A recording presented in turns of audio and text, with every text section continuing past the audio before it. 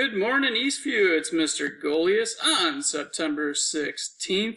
So we are doing our... Gosh, why is that doing that? Good morning, Eastview. Hope you guys are doing well on September 16th. You did your question of the day on the picture smile, which I think you like.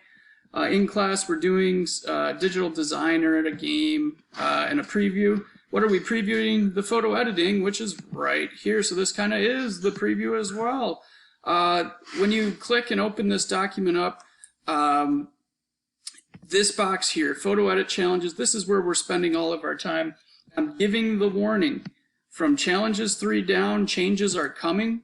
So you can glance at them, but change is coming. Today, all that is assigned is the eye color change. That's all we're doing. It's basically taking a picture and imagining you're giving them contact lenses. If I was to open mine, I believe I did one on here. Here it is.